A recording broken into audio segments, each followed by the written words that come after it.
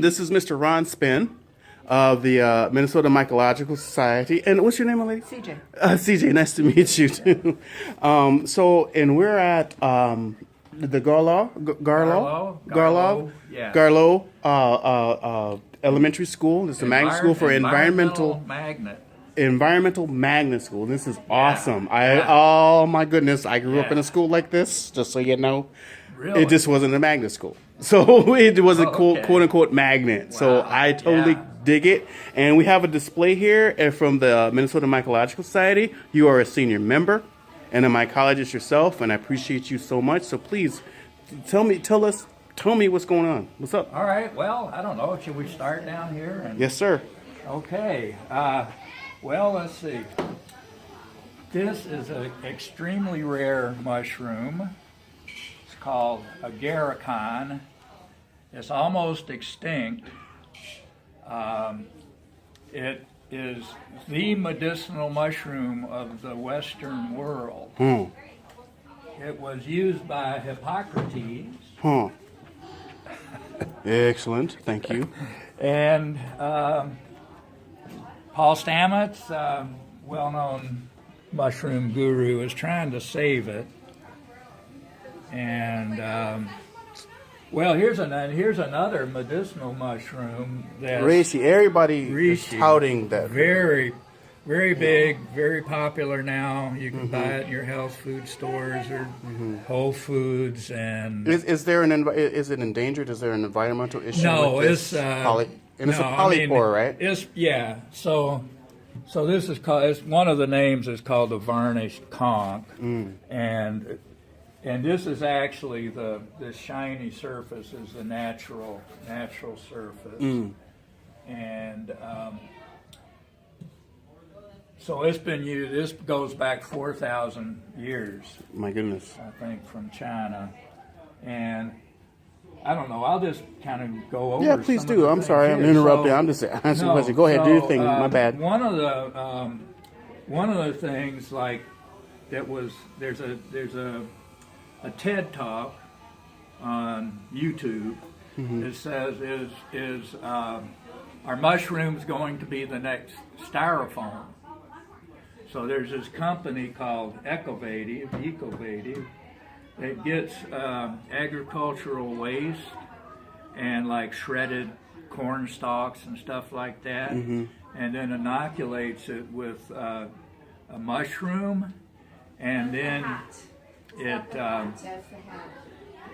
the mycelium goes all through the shredded up agricultural waste, and it binds it together, and then, if you just let it go, it might grow mushrooms, but they put it in an oven so that it'll stop the growth, and then it dries out, and it feels like it's about the way to start. Right, and mycelium is the tendrils of the fungi itself, right? My goodness, that's cool. Fungi are made of mycelium, which are these little thread-like things that they're underground and they're inside of logs. If mushrooms grow out. And of conceptually, logs. Avatar kind of that movie Avatar.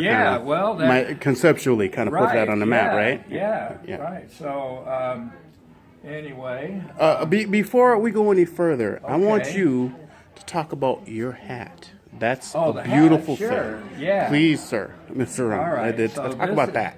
This is a mushroom hat. It's made out of a mushroom. God dog. It's made out of the tender polypore right here. Everybody's seen these. That's gorgeous. They grow on birch trees. Like if you cut it open, break it in half. So this is polypores have little pores on the bottom, but they open up. So these are tubes. But then right here is this little layer in here.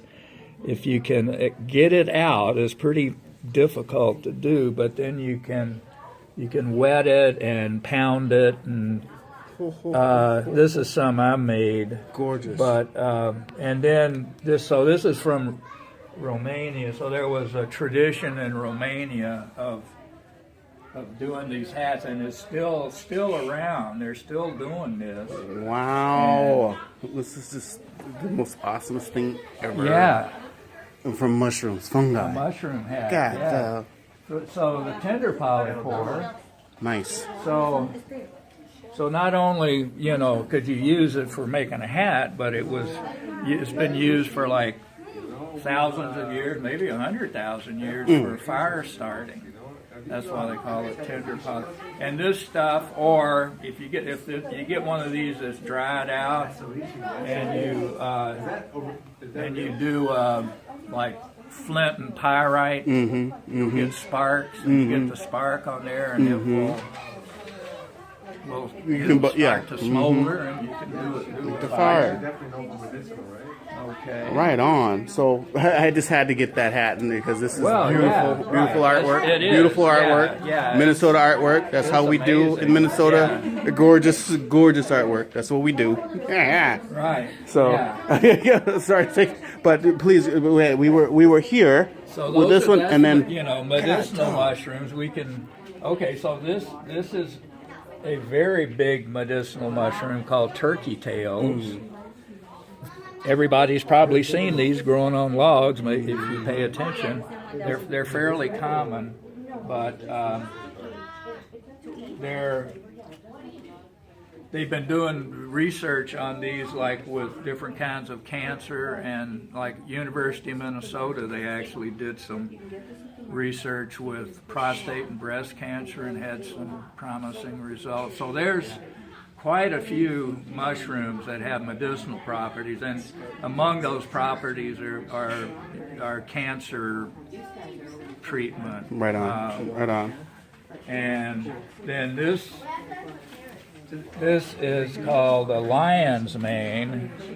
That's what it looks like if it's fresh, growing on a oak tree or something. And then these are dried out ones here. Yeah, right.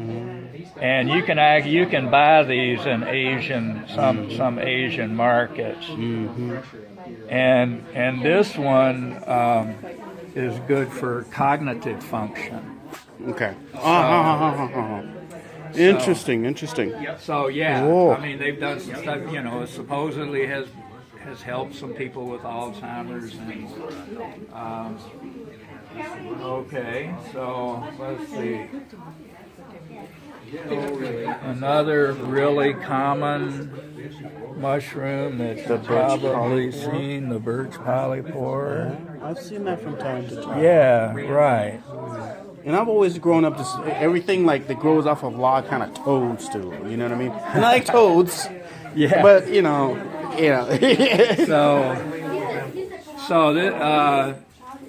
this is there's a whole group of mushrooms called polypores. This is one of them. Here's one here, and what the characteristic of them is that they have little tiny pores. You might not, if you really zoom in, I don't know, maybe you can see the pores. Like, I think, let's see, try it on this one maybe. Anyway, so there's a bunch of these. This is a polypore mushroom here also. This is a polypore. This one's interesting because it was found with the guy they're calling the Iceman. They found this guy in the Alps. Yep. They found a body that was melting out of the glacier, and they thought maybe it was some hiker or something. They fell in a crevice, but it was actually a 5,000-year-old guy. Exactly. Somebody's great uncle who fell through a crevice. And he had all the stuff. He had all his equipment with him, and one of the things he had a leather thong that had 2 mushrooms on it. This was one of the mushrooms, and then this tender polypore was the other one. So he was probably. He might have been using this for starting fires. Right on. But this, he may have been using medicinally, and it does have some antibiotic properties, I think, but some people say it's good for deworming. Interesting, yeah. Back in those days, Back in the day, yeah. everybody had worms back then. Eating that raw meat. Yeah, so, and then here's some fresh mushrooms, store-bought ones, oyster mushrooms. Oyster mushrooms are the easiest mushrooms to cultivate, and you can do it at home fairly easily. And these weird looking. This is enoki mushrooms. That's a Japanese word, and they grow. Probably came from Asia, somewhere in Asia, and in nature, this mushroom grows. It's like orange in color, and it's about the size of a quarter. It's like the velvet foot mushroom. If you've heard of that. Yes, I have. Yeah, right. And thanks to you, I've heard of it. So they grow these in jars in the dark, and then that comes out like that, long and skinny. So you can buy these again. It's like mostly like Asian markets. So this is, they call these beach mushrooms. They're kind of related. They're fairly closely related to the oyster mushrooms. Anyway, and then we have the also king oyster, which you can grow these at home too. This is one that I grew at home. Nice. And so, wow. No, it's a weird. So you eat the mushroom the stem and everything. Yeah, that looks. So yeah, it looks tasty to me. Yeah. So, and we have morel season is about to start. So there's a morel, and these are some dried ones. So these are black morels. Now, what's the differentiation between a false and a true morel? Well, the easiest way to tell is to cut it open, and if it's a true morel is totally hollow inside, and the false morel is got like chambered. It's not totally hollow, and so morels, you just what you have to remember is like ridges and pits. So that's ridges and pits and hollow. So those are the. Okay. If you know that, you can identify them. So again, here's another cinnabar polypore. Another polypore. Okay. No, and, that looks kind of tasty. Well, I don't. No, it's not. It's not considered edible. Okay, but it's pretty as heck. It's definitely beautiful. Dead man's fingers. Or dead man's fingers. Yeah. So we got black on orange this is like for Halloween. Yeah. And there's some other Halloween mushroom. There's one called witch's butter. And, witch's butter. And let's see. So this is pretty cool here. So this is white Chinese fungus. It does occur in Minnesota. This came from an Asian market. But when you put it in water in about 10 minutes, it'll give. Yeah, it turns into that. You can touch it. Yeah, be sure and feel it. Yeah, it's nice. It's amazing. That's interesting. Wow. Spongy. It's delicate though. You don't want to squash it. But it is edible, so you can if you put it in, you can put it in soup, and so it's like noodles. It's almost like noodles. Okay, all right. And then therefore, in this state, you could possibly ground it up and put it in your noodle recipe, perhaps. Well, you could do that. Yeah. Okay. And this this is, you know, again, it's used medicinally. It's supposed to be really good for your skin. So it's like it's sometimes marketed as a beauty product. You can buy capsules of it. Improves your skin. And then let's see. Well, again, so we got polypore mushrooms. So here's one called the lumpy bracket. You can kind of see where it gets that name. But this one has pores that are a little different. They're starting to get elongated. If you can pick up on that. Let's see. You just tap the screen.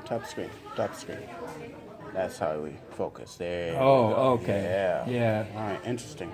So anyway, so those have got elongated pores, but like in the evolution, so all polypores don't have pores. So these are starting to get elongated, but then this is a polypore called a guild polypore, where and it looks very the similar. gills have turned into what looks like gills. But they are, you know, in the evolution of this mushroom, it's like the pores merge together, and become interesting. Yeah, but on the front side of it, it looks like a turkey tail. Right, it does. Which would be easily mistaken that way, right? Yeah, it could be mistaken for a turkey tail. Interesting.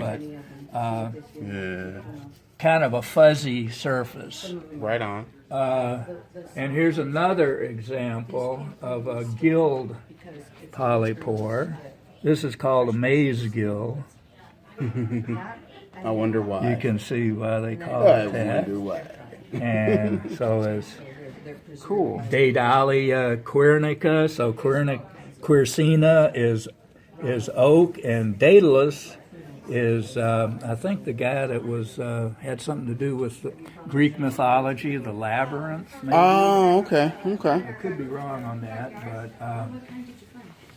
and then let's see, medicinal mushrooms. So this chaga. ugly looking thing is chaga. Grows on oak trees and birch. I mean, not oak trees, but birch. Paper birch, or it also grows on yellow birch also. But that has become extremely popular, so much that, you know, it's starting to be endangered. It is being overexploited, unfortunately. And yet it's a scab on the tree, you know, but in and of itself it's an organism, right? Well, yeah, it's like if you looked at this under a microscope, you would see like these little threads of mycelium, but also some like woody tissue. So it's like woody tissue and mycelium that kind of grow and form this ugly looking thing. Oh, I love it. And this is not, this is not actually a mushroom. It's sometimes called a sclerotium. But Sclerotium. So this does not produce spores or anything. Like all these other, everything else that we looked at produces spores. But there is a fruiting body that makes spores, but it's very rarely found. It's like under the bark of dead oak tree. I mean, I keep saying oak. Birch. Birch. Yeah, no. Yeah, right. Interesting. So, and then I think these are fascinating. They're earth stars, or called barometer earth stars, and that's because when they get moist, they open up, and like if it rains. It will rise up in the air, and even like raindrops hitting this will just like puff out spores. To ignite it, pretty much. Yeah, that's cool. So anyway, and the artist conch, I see that over there. The artist conch, right. And that's what I have at home. I wasn't able to dig it up quickly enough, but yeah, this is pretty. You know, everybody's seen these out in the woods growing on well, oak trees, but other trees also. And they get pretty big. This is a pretty big one. Yeah, it's pretty hard, isn't it? And it's really, so dense. Ganoderma. Gano means hard. Gano, okay. Enamel, skin, like skin. Okay. And then sometimes we get, so here's... That's cool. Looks like the Millennium Falcon. Here's one of the, so this thing was growing like this on a tree. So the mushroom wants to have is pore surface where the pores come out facing down, so the spores will be expelled and then the wind will blow it away. But if the tree falls down, the mushroom is actually sensitive to gravity, so then it sends out new growth so that the pore surface is facing downward again. And that's called geotropism. Geotropism. Yeah.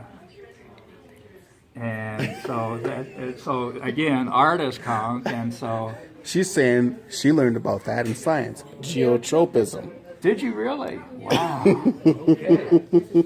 For what though? Plants or? Yeah. Plants have that, right? Yeah. Okay. Yeah, excellent. This one's interesting. This Purple looks spore like puffball. a flying saucer. Yeah. This is actually the base of a big puffball that produces purple spores. And then it has called a sterile base because this part doesn't have spores in it. It's just tissue. But so that was in this like it busts open and it leaves this behind. And it's just feel how light it is. So it's pretty amazing. Yeah.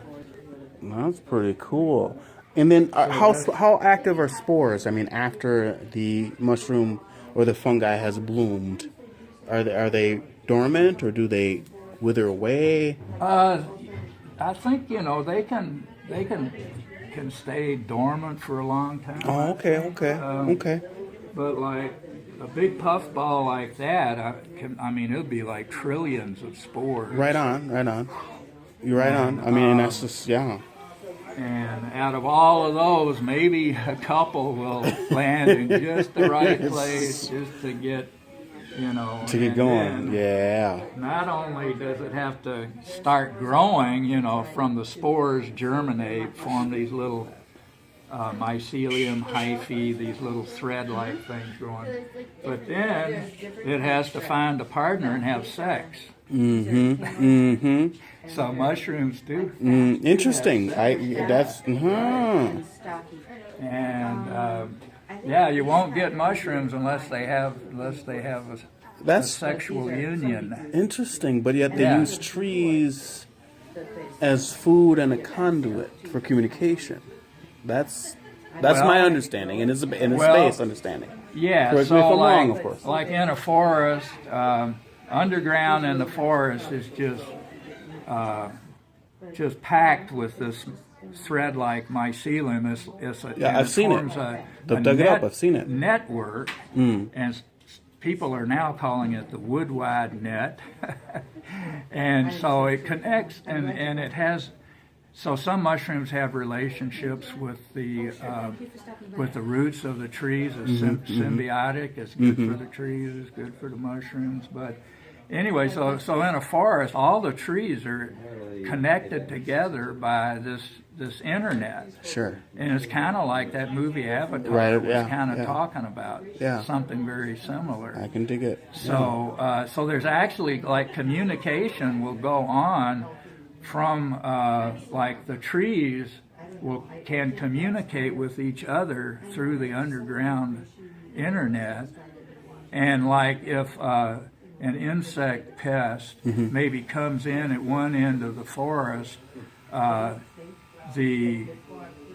kind of signal will get sent to the rest of the trees, and then it will cause the other trees to turn on some genes that Right, put out to- an inhibitor or a Right on. pest Control control system. substance. Yeah, Right. yeah. Yeah, Oh, So I mean that's really you know, in the last 10 or 20 years, I mean that the importance of that has been just really found to be just essential for ecosystems. you know. interesting. So, And we're getting caught up to that in the Right, Mycological Society and mycologists like yeah, yourself right. are I like mean, you know, on the forefront. You know, most of us, we didn't learn in school that if it weren't for fungi, we wouldn't be here. You know, that's how. Well, and everybody's like, That's how oh, important fungus, they are. and Because- sweetie, you remember that Mrs. B thing when the pores got into the hive, and don't get the pores in it because the mushrooms pop up. Yeah, it was a little kids show, and they talked about that where you know it was Mrs. Spider. That was the show, and it was like, you know, her kids went and brought spores in the house, and she was like, oh my gosh, and then the mushrooms start popping up all over in the house and causing problems. You know, it was great. It was beautiful. It was just like, and it was just like, oh my gosh, this is true. You don't remember, sweetie, but you will. I'll show you that episode Yeah. because I remember. So anyway, I mean, mushrooms are, you know, the great decomposers of Right on. nature. So, right. so like mushrooms growing on wood, they are breaking down the wood, and so when the mushrooms or when the fungi decompose wood or leaves, or it turns it into soil. So that's where, you know, that's a lot of the origin of soil comes from the breakdown of organic debris Right. And then it just to goes produce soil. So if you think of this, if there's no soil, there's no plants. There's no plants, there's no animals. So if there's no animals, there's no. essential, yeah. So Well, then, wait a minute. But yeah, then where's so, the fungi at? You okay, know what I mean? No fungi, no fungi, no soil, no plants, no animals. There we go. Okay, okay, cool in the gang. No, I So, dig it. Anyway, that's Yeah. why. Mr. Ron Spen, I appreciate you so much for sharing. And again, you've always shared with me. And you know, from the first time we met, you know, you've always been like, oh, and I've been wanting to pick your brain. I am eager to have more of your time, and we will arrange some time. I hope that we can get together and we'll talk about you and what you do and how you've done and what it is. That's. But right now, this is a great introduction to the world of fungi at the Garlough Environmental School in Minnesota. So I thank you for for sharing, Get me man. talking about mushrooms, and I'll just won't shut up. Hey, I don't want to lose battery on my phone. That's what I'm trying not to do. So I lose knowledge. Okay. Thank you, sir. All right. All right.